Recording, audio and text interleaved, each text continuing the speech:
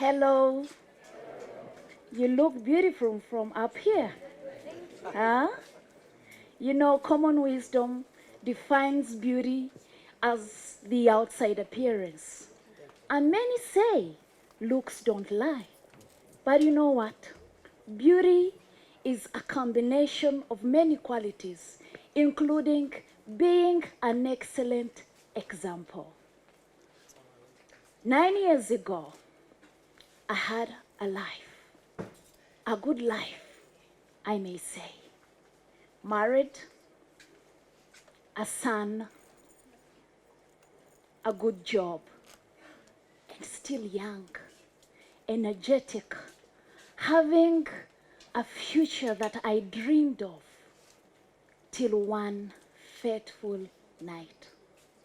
On my way from a meeting, on my gate, my car door opens and a man holds my right hand and tries to pull me out. I resist. In that moment, a pour that I didn't know. But what I felt was this excruciating pain. Amidst confusion, I start to shout, "Help! Help!" I couldn't get out of the car. I couldn't see properly. All I could see was smoke. But I managed to push the door open. And I go out, still yelling and shouting in pain. I saw my clothes burned up and my body also melting away. In that much pain, I yelled and neighbors gather. Short of what it is, I remember I hear a neighbor say, "It is an acid attack." No one knows what to do. No one knows the first aid. One man decides to rush me to a nearby clinic. Reaching, we find a junior nurse looking at me. She pulls a bottle of spirit, puts in a cotton wool, tries to put it on me. In my little knowledge, I say no, no. Then she goes to the next room, awakes the senior nurse. Looking at me, she says, "We can't handle this. Rush to a nearby big hospital." We proceed to International Hospital, Kampala. I remember well that journey of 25 minutes from Kabowa to International Hospital.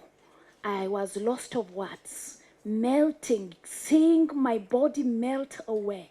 In much pain, I couldn't say a word till we reached that hospital. And they start to pour lots of water, as it is the first aid of acid attack. Amidst cries and shouts, "My son, my son, my son." He has not even celebrated his first birthday. And I went. I blacked out. To be awakened in the night by a voice of a man. "Gloria, can I please cut off your hair?" I had beautiful hair on me. I only affirmed by a nod in affirmation. Then I went back. The next morning, I was awakened by the sound of doctors. They introduce themselves and they tell me, "We are going to take you through your journey. Your 70% of your body we can see is burned up. So we will take you through what your journey will be like." And I remember hearing my husband tell them, she is pregnant. I couldn't see, I couldn't open my eyes for those days. And I remember the silence in the room for a moment. It was then that one doctor suggests that from what I see And now that you have told us that she's pregnant, we better arrange they take her for better treatment abroad. I was lucky. I was lucky. Then they organized my transfer to Mulago Hospital to get a referral to Cape Town, that is South Africa, for my better treatment. Days went by. It was in Mulago that they started to administer to me. Nurses came, and as they call them, black angels, much as they are in white, they took off every burnt skin from me till blood came out, and they say, now this is clean. And then they bandaged my wounds. I was in Mulago Hospital for some days, awaiting for my referral. I remember one evening, my husband comes and says, I have bad news. Airlines have turned you down. Your conditions, they can't risk taking you. They fear you're going to die on the plane. I held it to my chest and I wished, let me die here. Let him not even bother to transfer me. Then I have to use a washroom. I can't myself. That was the beginning of something that I had never experienced. One day, I'm able to do everything for myself. The next day, I can't even take myself to the washroom. They suggest use a bedpan. For both calls, that was unimaginable. I couldn't believe that I can make calls on the same position that I'm in, on that bed. Evening comes, my husband comes with good news. One airline has taken up the risk. You are going. Anyway, because by that time, the hope was little. The journey to Cape Town, I remember that catheter on me on the plane, those hours to Johannesburg and then to Cape Town. I couldn't believe that I've been put in this situation that I can't even help myself. We reach Constantiaberg Hospital. The nurse that welcomed me couldn't even have a way of taking off what was on me. She asks, Gloria, can I please cut off your clothes? Because there was no way she could take off these clothes of me. She does, and the next day, theater. The first day in theater, I remember I came out when even the rest part that was left on me is this leg was also cut to get skin to put on this other part that was affected. They called it skin graft. All I knew was the grafting in plants, but I didn't know they could do this to a human body. Then surgeries after surgeries. I'm in a foreign land. I fail to adjust to the food. I'm pregnant. And they're like, Gloria, you're not eating. The baby inside of you needs something. We are opting for a tube. I had to feed in a tube for 2 good months. I remember time reached and I'm like, no, I can't. It was put in my right nose. That is why it is affected somehow, that the tube was in there for good 2 months. I was devastated. I was depressed that they even had to call my mother, who was here in Uganda, in the village in Ibanda. By the way, she never came to see me. She says, I can't afford to see my daughter in that state. Let her be treated. If she makes it, I will receive her. I'm not ready to be a murderer, because when I get to see her, I would murder someone. My mother didn't see me. Treatment goes on. 10 shots of morphine. Morphine, you know, it's the strongest painkiller. My wounds have to be dressed daily.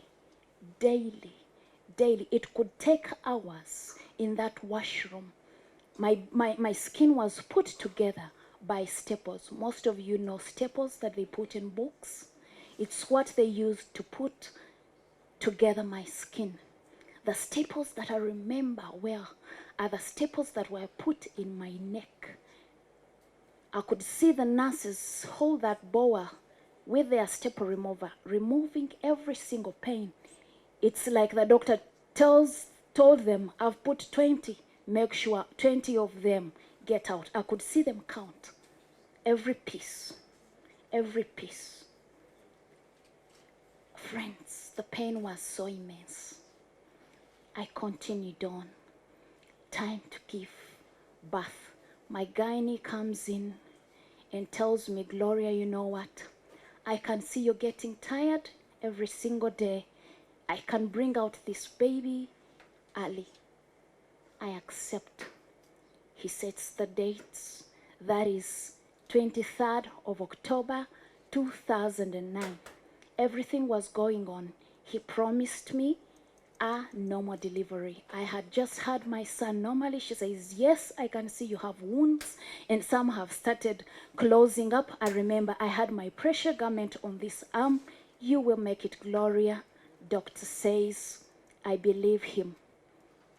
All of a sudden, I see a monitoring nurse look onto her screen and rush out of the room to come back with the doctor and saying, Gloria, I'm sorry, we are going to theater now. I say, doctor, you promised me, I keep your word. He says, I have no time. I will explain everything later. I'm rushed into theater at 1. Thank God, a baby miracle comes out. What?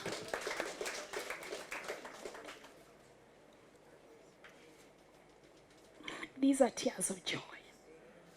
I couldn't believe that after all these months, the baby is out. The doctor tells me, Gloria, I'm sorry, I'm putting you to sleep completely.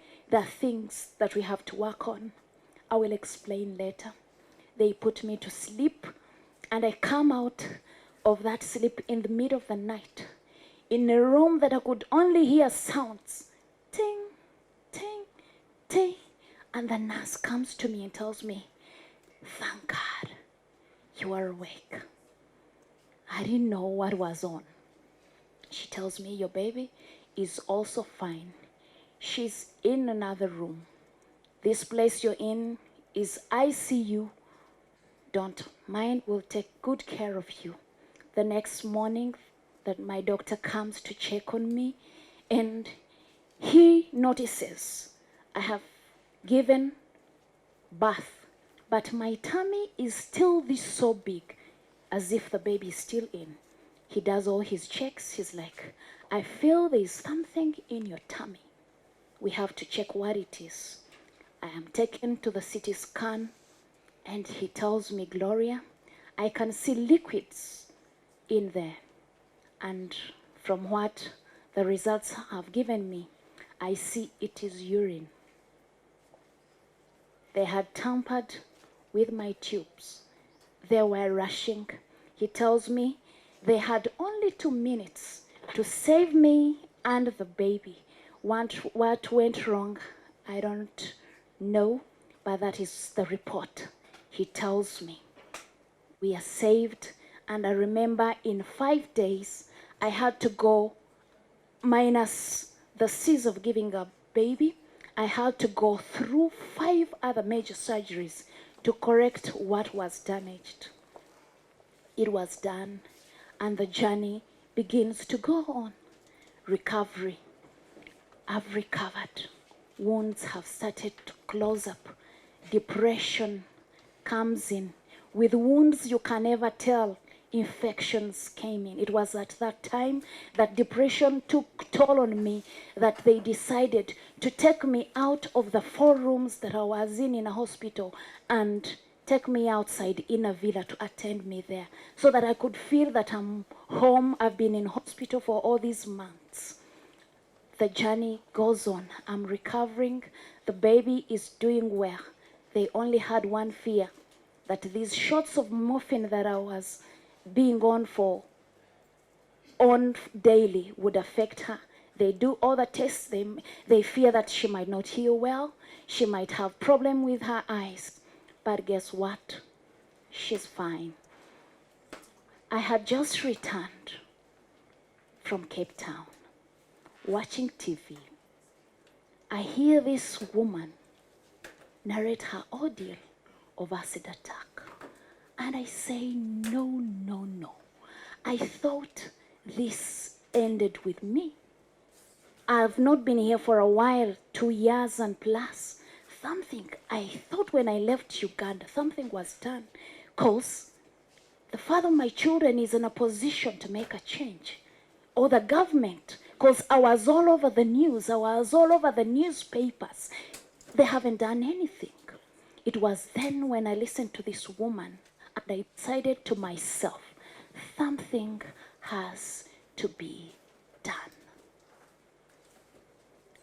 With years of patience, I went to Mulago Hospital to realize that the acid attack is so real.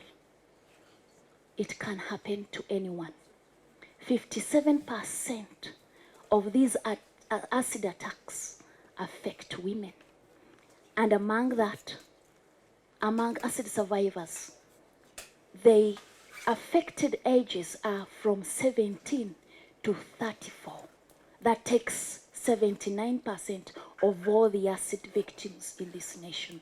Acid attack has become a global problem. When I read in the newspapers, when I go on the internet, in the UK, it's like it's the order of the day. Thank God for them, they have better policies, they have better laws. Even here in Uganda, the weaker ones that are even in place are not even practiced.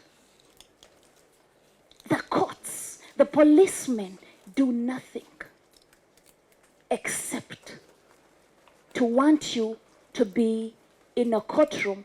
In my case, they dismissed my case because I was not around to be a witness. Imagine I'm in the intensive care. How do you expect me to be in a courtroom to be a witness? Something has to change. You might be wondering, how did she make it? How did she go through it? I tell you, it is the big man up there. God himself did it. And remembering the baby that I carried inside of me, the young boy that has not even just turned 1, he has not even celebrated his first birthday. My single mother, I'm the only child of my mother. I couldn't let that happen. I didn't want my mother to be childless. I closed onto that strength and I persevered through this pain. The resilience, I don't know why it was coming from the inside of me, because I realized that there is no pain that you cannot come through. There is no pain that you cannot come through. You know, we are born so innocent with nothing, but the choices we make define us. You made a choice to come here this morning. You can make a choice. I made a choice. And now, Kankunda Gloria Foundation is birthed to deal with people with scars. I'm physically scarred, but there might be people here in this congregation with scars here. Today I've come to tell you about the beauty in my scars. The beauty in my scars is being an excellent example. I heard that woman narrate her ordeal and I took a step to say, no, this has to stop. The beauty in my scars is when I go to that burns ward and I spend the whole day not being paid, encouraging these burns patients. When they see my scars and they say, you can walk, you can talk, then we can get out of this bed. That is the beauty in my scars. When I empower these women that gain your confidence. You know, with women, people think that when this outside look is gone, you are nothing, you're done. No, let me tell you, the person that did this to me gave me courage, gave me strength to do extraordinary things. The things that I wouldn't have done then when I was having the other look. I don't even remember that look anymore. because I have found confidence and I have made a choice to make these cars beautiful. What choice are you making? Thank you.